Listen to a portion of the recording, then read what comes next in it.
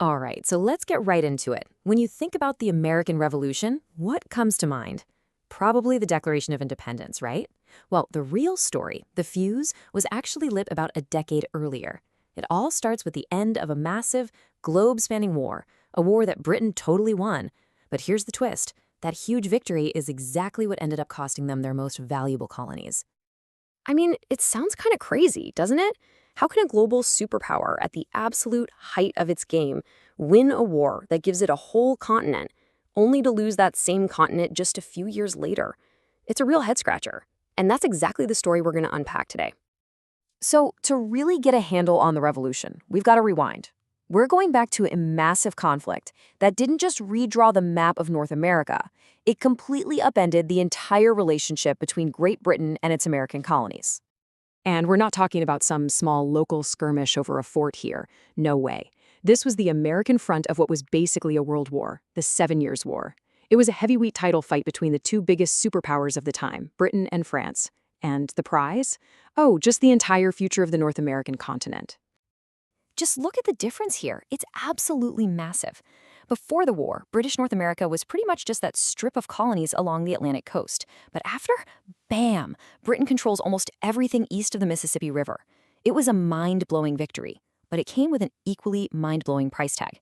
We're talking about Britain's national debt almost doubling, soaring to a whopping £133 million. So here's the bottom line. Britain was now the undisputed king of the hill in North America. But, and this is a huge but, the war left them drowning in debt. And when the folks back in London started looking for ways to pay it all off, their eyes turned right across the Atlantic to those 13 colonies that, from their point of view, had really benefited from the war and seemed like the perfect place to, help foot the bill. Okay, so with all this financial pressure, Britain decides to do a complete 180. They scrapped a policy that had been the law of the land for decades, a really hands-off approach that the colonies had gotten very comfortable with. And let me tell you, that single change, it changed everything. For the better part of a century, Britain's policy was something called salutary neglect. It's a great term.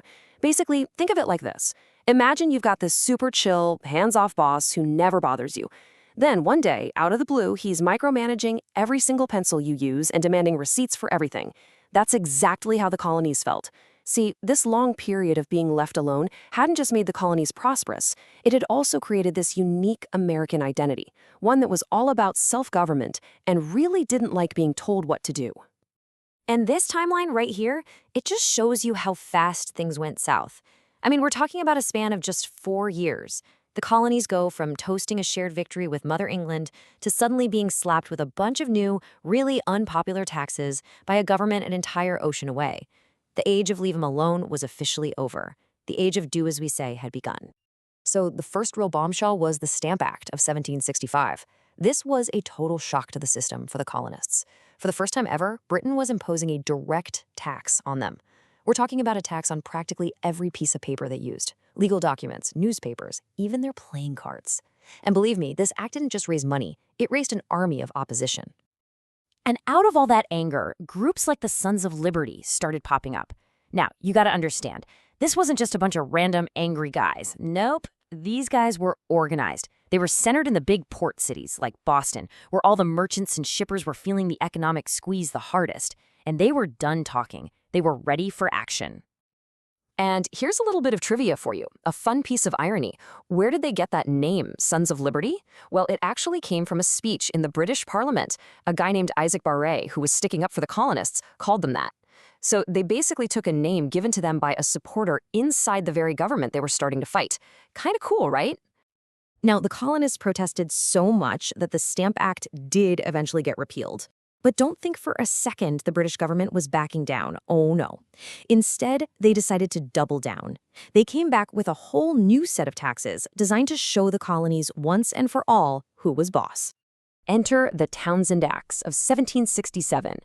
And look, this was about way more than just money. This was a power play. It was a calculated move by Britain to basically reshape the colonial governments and ram home the point that Parliament had the absolute right to tax them and there was nothing they could do about it.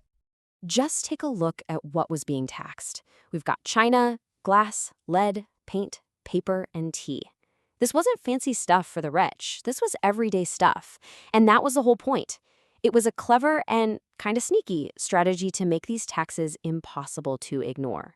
Every single time a colonist painted their house, or read a newspaper, or even just sat down for a cup of tea, they were being reminded that Britain was in charge. So, how did the colonies react? Well, their response was swift and it was strong. They organized a massive boycott of British goods. We're talking a near total shutdown of imports. And right in the thick of it, you had the Sons of Liberty. They were organizing the whole thing, encouraging people to join in, and, well, let's just say they made life uncomfortable for any shop owners who didn't want to play along. This was straight-up economic warfare. And Britain's response to this economic rebellion? It wasn't to sit down and talk things out. Nope. Their response was to send in the troops. And that decision, right there, turned the already tense streets of Boston into a powder keg just waiting to explode. This back and forth was about to get deadly. 2,000. Think about that number. That's how many redcoats, British soldiers, were sent to Boston to enforce these new laws and keep a lid on things.